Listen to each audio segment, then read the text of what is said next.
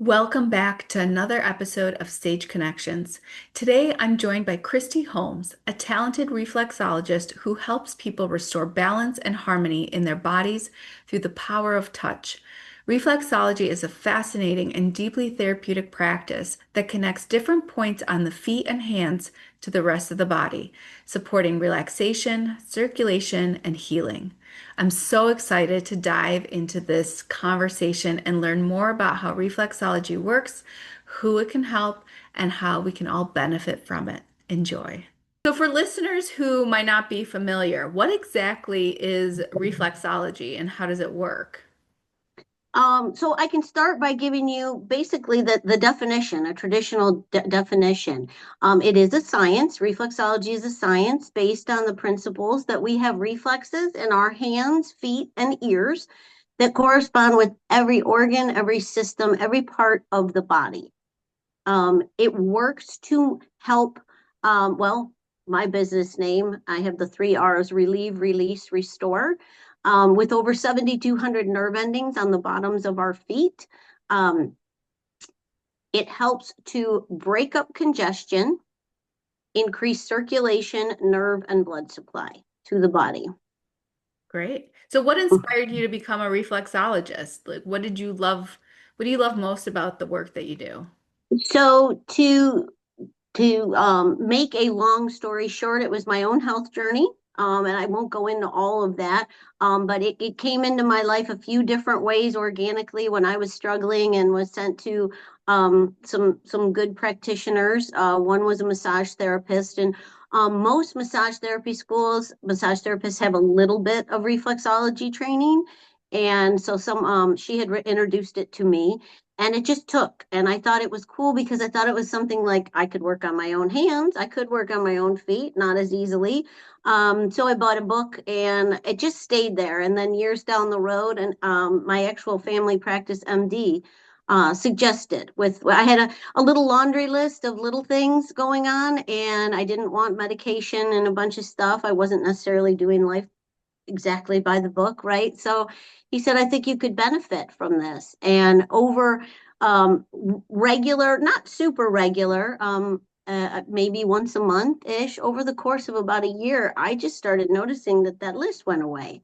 And that started to really inspire me. And I was at a point in life where I wanted to change careers. So I inquired with my own reflexologist, how do you do this? Is there a school? Can I go to a school? Can I get certified? And there are lots of schools actually. And so that's what I did. And I guess the part that makes me the most excited, and on a daily basis when I work on people, I'm still, I don't want to say surprised because I believe it and know it works and experience it myself because I get regular reflexology. But to see someone come in with, for an example, sinus is really bad one day, and all of a sudden the sinuses are draining while we're in the chair, or somebody with low back issue and they get up and we're making their next appointment or something, and they say, oh my gosh, my low back doesn't hurt anymore, or it feels better. Or today's client that she couldn't keep her hands off her neck because there was so much tension when she came in, but when she left, a lot less tension, a little more flexibility in the neck. And so it goes on and on. It's not one particular body part. And that's what I just find fascinating. And it could be people that come in regularly that maybe don't have much going on, and then all of a sudden one day have something. Um, and even they are like, wow, I didn't know this could do that, or that it just, it never gets old. Yeah. It's so interesting that we think of kind of when we think of reflexology, maybe those that have heard of it, we think of feet and hands.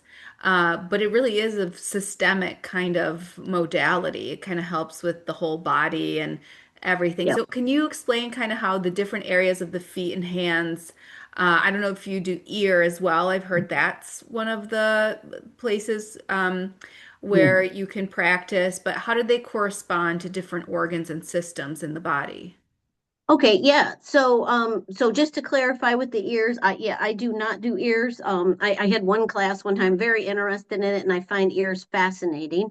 But the hands and feet are the same in reflexology, meaning that the whole body is represented in the hands as well as in the feet. So the hands are shaped differently, and we may be able to access reflex points um, a little bit differently or better on a hand or a foot. Um, but say, for instance, someone who walked in one day and they had a cast on a foot, and we were supposed to be doing their foot. We could work the corresponding hand. So hands and feet are the same. But I have a chart, if that's okay with you, to kind of indulge, because there's a part on it, and this chart comes from the school I went to, Branch Reflexology in Okemos. So this is copyrighted to them. And there are lots of charts around. But the part that I find fascinating, a lot of people have seen these, and just to clarify, you're looking at the plantar or the bottom of the foot. So over here, this is the left foot, as if you were laying down and looking at the bottom, and this is the right. But if we're told that there's reflexes on the feet or the hands that correspond with the whole body, we only have one body, but we have 2 feet. So sometimes people think that sounds a little off. And then they look at some of these and they think, wait a minute, I don't have organs or body parts floating around in my feet. Again, these are reflexes, not the actual organ. But what's super cool, if you look at these 2 feet coming together, the image in the middle is the part, I don't know if you can see it very well, that I find fascinating. That's when you start to see the correlation of how the whole body is represented on the feet in reflex terms. Aside from the fact that we don't have 10 heads, the rest of it starts to even take the silhouette or the shape of the body. And so things that seemed randomly placed, say for instance, the heart, that's an easy one. We all know where that is in the upper left of the chest. When you look down at the feet coming together, that's where it falls in what looks like a body. So when we talk about people, you say reflex corresponding, people kind of get it. But the example I like to use is if you have toes and fingers at some point in your life, you have stubbed or pinched a toe and finger. And we all know how incredibly instant, immediate, extreme the pain is. Whether you have a very clean mouth or not, expletives might be coming out because it is so immediate and so painful. Even more so than some people have had some big injuries, but they'll still say tips of fingers, tips of toes. Those are all brain reflexes and reflexology. So that gives a really good picture of how something at our feet can correspond to the rest of another area in the body. And obviously, if you bonk yourself on the brain, that's not going to feel too good. So I like to use that as an example. So is the theory that this comes from embryology and how, we I sort don't of know. evolve Come embryology, so how we evolve as a fetus and as a baby and how um, nerves and organs and extremities get formed or I Um, guess Perhaps, and you know what? I'm sorry, your question is making me realize that even when I was giving you the definition at the beginning, I kind of didn't finish it. I interrupted myself because based on what you're saying, what reflexology is working to do when you work those reflexes. So people have heard of massage and they've heard that we're working lactic acid out of the muscles. Reflexology works to break up stuck uric acid, which is a byproduct of our kidneys, and our hands and feet are furthest from our heart, and so that is where things settle. Okay, so when we're working, we're doing more of a thumb and a finger crawl, working to break up that congestion. It can be more than uric acid. It can be lactic acid, scar tissue, calcium buildup. So when you talk about embryology and you talk about from the when we're formed, how we're formed, everything from when you started walking, what kinds of shoes were crammed on your feet, or were you left barefoot, which is wonderful. I hope you were for as long as possible. Um, all of those things play a part. Unfortunately, our shoes became more about fashion than function. So if someone's toes got squeezed together, if somebody was put in shoes with higher arches than they have, and so on. So everything about our formation and our daily lives contributes to it. Our diet contributes to it, whether we're sedentary. But that's what it's aiming to do when it breaks up that stuck congestion. The goal is that releases into the system. You drink water, you pee it out so it doesn't resettle. That is then what leads to helping circulation, nerve, and blood supply. So I apologize, I didn't finish that. No, that's great. That's great. So, what are some of the most common conditions that you treat? So it's interesting. First of all, just to clarify, as a reflexologist, we are not allowed to treat for any particular condition. But all reflexologists know that it helps with all conditions. So I do get people that think reflexology is just about the feet. And so you need to have a foot problem or a foot issue or foot pain or foot immobility to come in. It does help with all of those because, again, as you break up that congestion and you get circulation and nerve and blood supply, as we know, things get in balance, things just work better. Um, so I've had people with plantar fasciitis, lots of people with plantar fasciitis, who've been the normal route, the traditional route, and been told, there's nothing really you can do about it. People get told, roll your foot with a water bottle, a frozen water bottle, stay off it for a little while, those things, and that it'll eventually go away. And not that that isn't true and that those couple things don't help. Typically, people that come in here the very first session leave a lot less pain than they had when they came in. Most people, if you follow sort of the textbook once a week for 4 weeks, if there's a certain issue you're having, by week 3 are saying, I have no pain anymore, but they still want to come. They want to come for a fourth one. And not everything requires that. Um, I, a lot of people, neuropathy is a tricky one. Again, we can't claim to treat for a specific.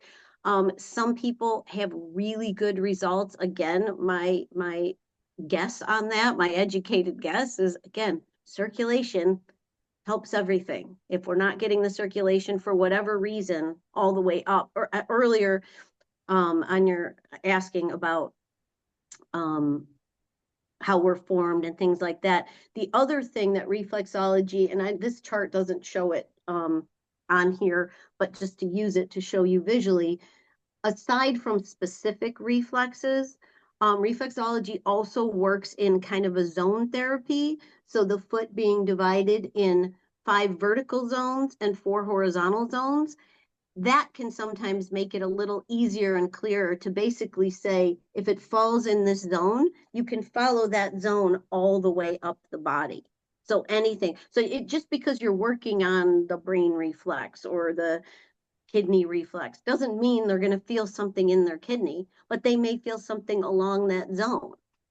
They may even feel something in a totally other part of a body, but it's still circulation. I just had someone today that apologized because their stomach was gurgling. That is so common when you're working on someone, and it's not an apology. It's kind of compliments to the chef, right? Because again, circulation, things are moving, the body's responding to whatever we're working on. Yeah, that's fascinating because as a physical therapist, I see just how important taking care of people's feet it is. I mean, really, that's your base, and that's your base of support.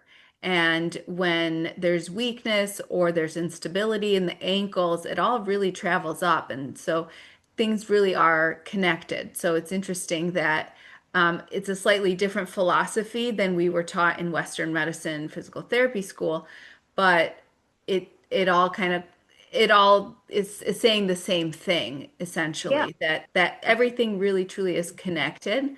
Um, and you can't really treat something in isolation because you're treating the person and not Okay. just the one symptom. So how Yeah. do you approach each session? What can someone expect during their first reflexology appointment?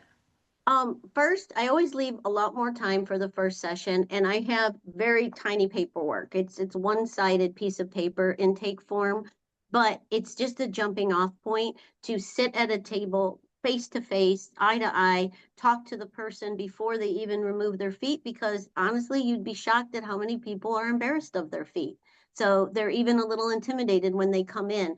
So we sit at a table, two human beings, and I want to know, I want to see what they write down on it. And I ask for, histories, injuries. And it's funny because then you start talking to people and things will come up and they'll say, oh, but that was 20 years ago, or that's when I was a kid. And I'll say, well, did it happen in this body? Because if it did, we only get one of these. It's all there. So it starts with that. And I like to get to know the person. And some people, they come in, maybe they just write a couple things down. They just want to get in the chair, find out what it's all about. So I kind of read where they are. I have other people that during the intake, there's tears already. There's so much emotion built up and in the physical, whether it's pain that they're in, whatever health journey they're on, all those things. I like to get to know the person as a human being and hear whatever it is they think is important to tell me. Then I put a nice warm neck wrap around their neck. They get in a beautiful, I don't think no, it's pretty dark down there now, but it's an anti-gravity chair that is quite comfortable. And I use hot towels on the feet, hot moist towels to get started. By then, if they're under a blanket, it's a little dimly lit. There's music on. Any kind of nervousness maybe they had, or what is she doing? They're probably good at that point because it is very relaxing and comforting. Um, but I will assess the feet. I will look for any areas of puffiness, redness, calluses, blisters, little some people with really dry cracked heels. I look to see, does the foot the body talks. That was the name of the courses that I took at Branch. And they really teach a lot about the emotional body, and it is amazing how much the things that you find are exactly kind of matching the words maybe they were saying when they came in. um, the mood, grief. If people have grief, is it's not, the physical, but in what we're taught in school is emotions really precede the physical body. And that's kind of a random concept for some people, but I've noticed it's huge. And when people are in the chair, you're touching them, you're talking to them, they're comfortable. It is amazing. It's almost, again, it's not a therapy session, not claiming any of those things, but people end up saying all kinds of things like that. How much more relaxed they feel, how much better they feel. Some people say, I can't believe I'm saying this. Some people start to tear. They're all forms of releases. Some people sleep. Some people sleep and snore through the whole thing and wake up feeling so relaxed.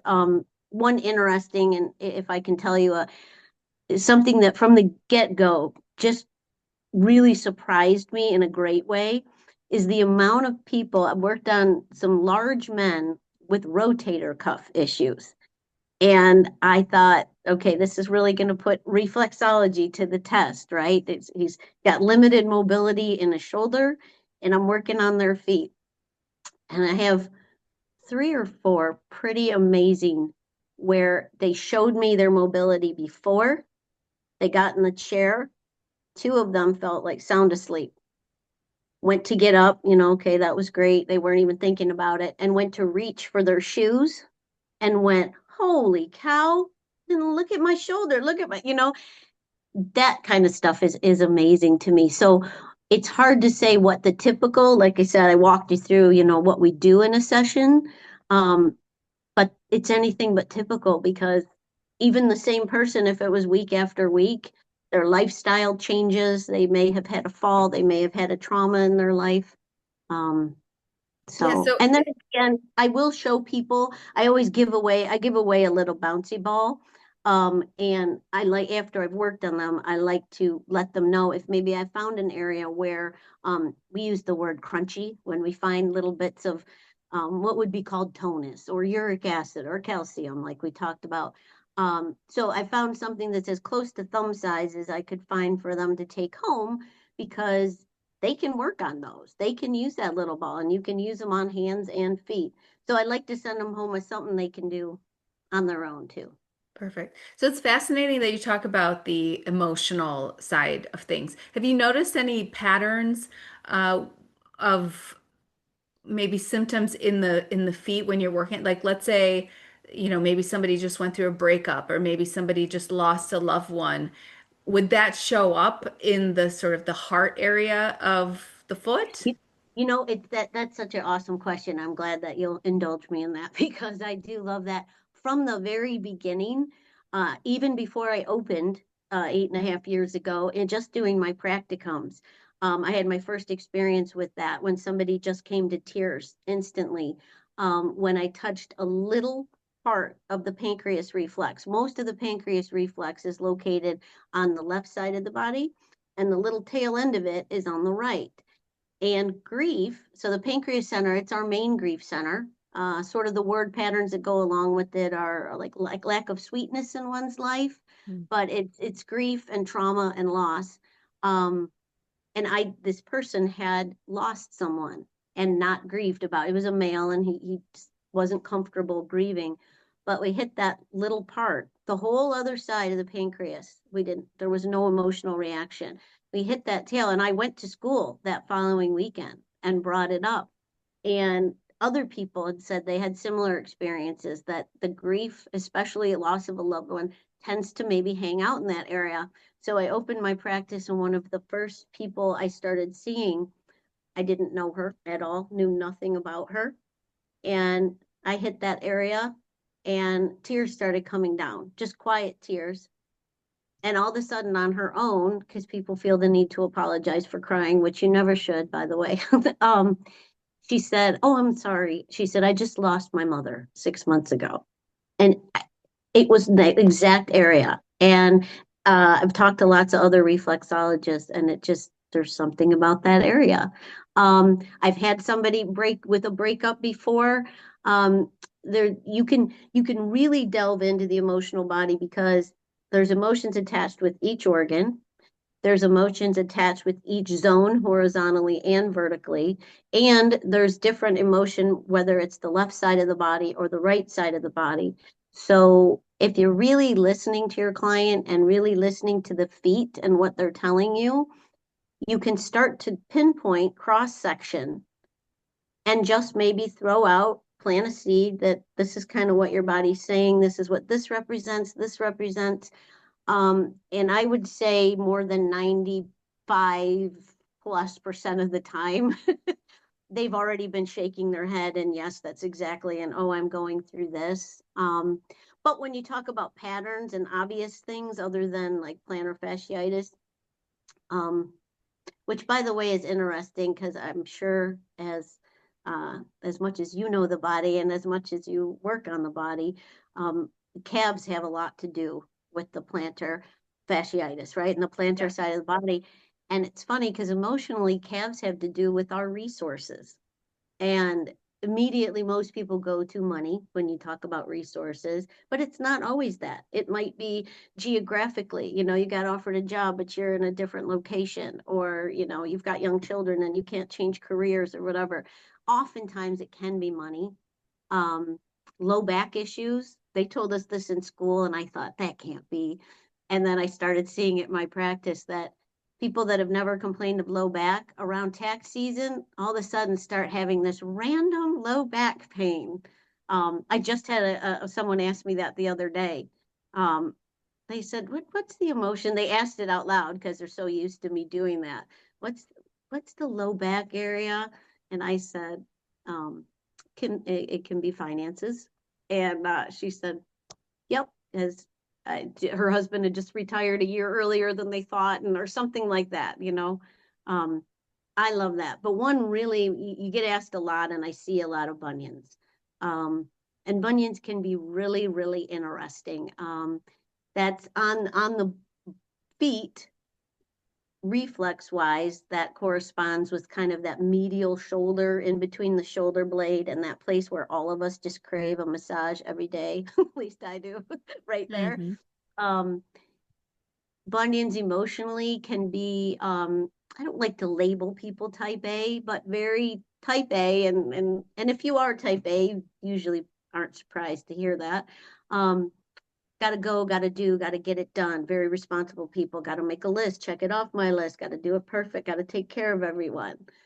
Um, So I only once did I kind of just describe that to somebody with bunions, and they immediately replied like, nope, that doesn't sound like me. And I didn't know the person. It was first time, and I'm careful what I bring up emotional body wise the first session. But as the session went on, it became obvious that the person was so that way that they didn't even know they were that way, if that makes sense. Yeah. Oh, Yeah. oh, Oh, there we there we go. are. Yeah. You had frozen, so I wasn't sure if we were still there. Yeah. It's interesting because there's so many of the moms that I treat are kind of in that category. And I do ask the question at evaluation about, what their stress level is, 0 to 10 ballpark. And the people that say, I don't have any stress, that are at 0, I'm like, okay, we have a, we have a lot of work here.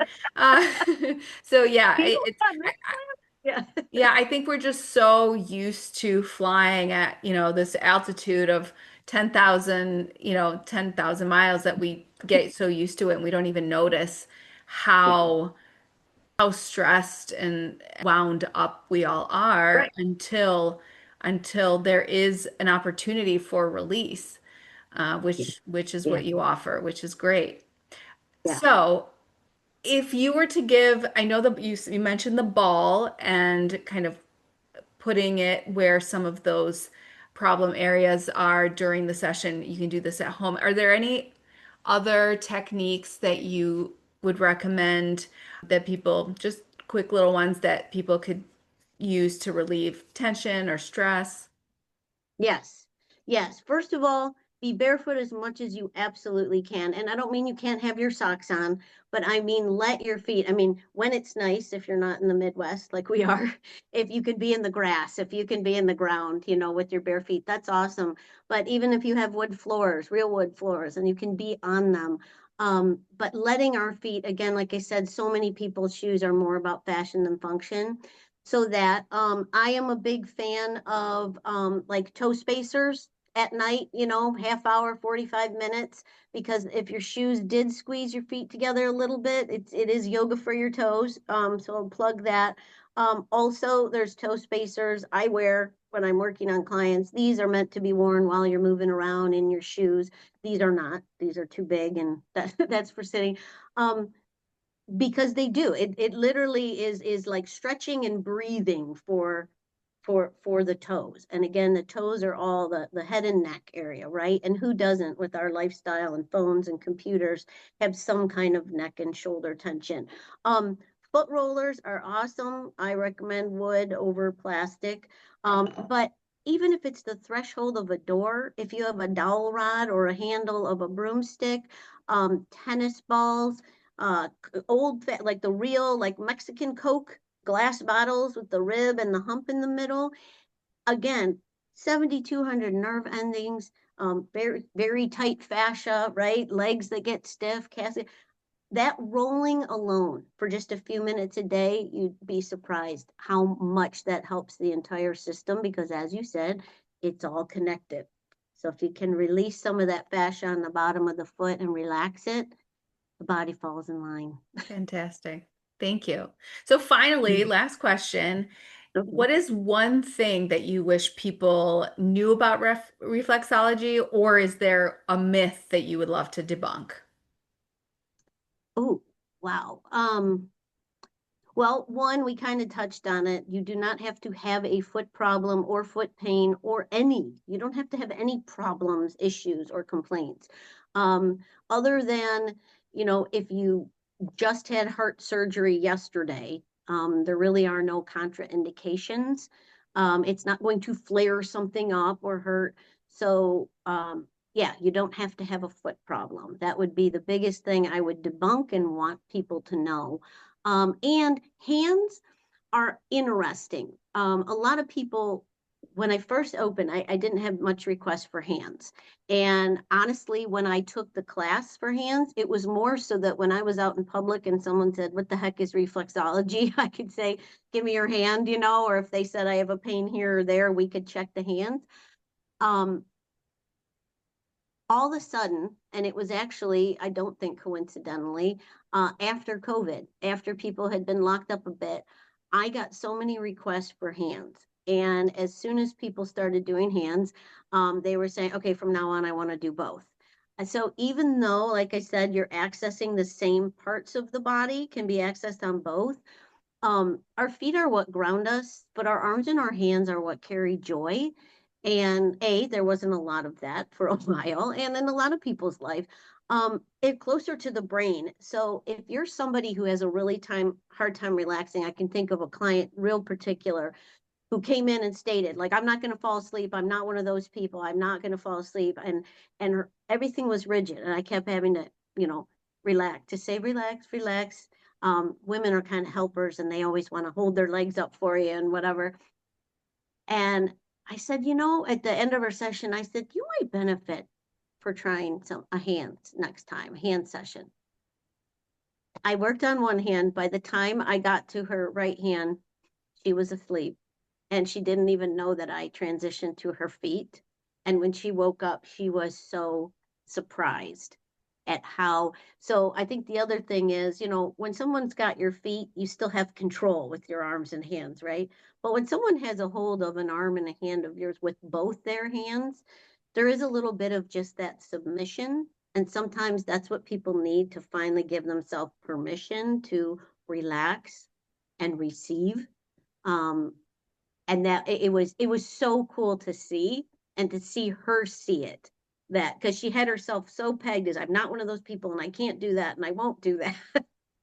And Yeah. then her body just did. So hands can be, a lot of people get like manicures or pedicures, and when they get a manicure for the first time, they'll say, oh, I don't you just love it when they rub your hand or when they rub your arm.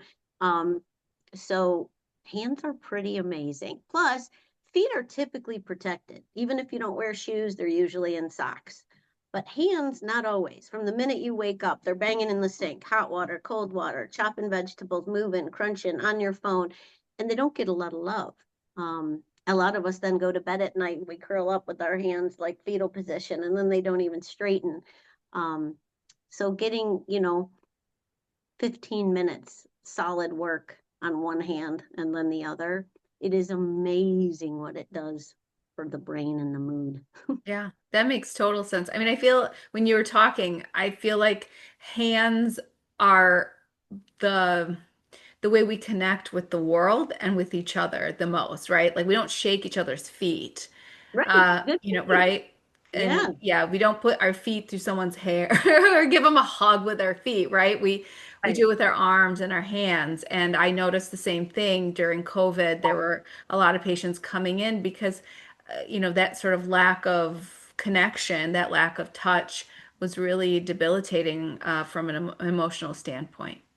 Yeah. So, thank you so much for being here. This was amazing. It's so informative. I really appreciate it, and we'll have to do it again sometime. Thank you. Thank you for being interested, for asking me. It was an honor to be on your podcast. And I'm just glad to get the word out when anyone wants to listen. Thank you so much to Kristi Holmes for sharing her knowledge and passion for reflexology with us today.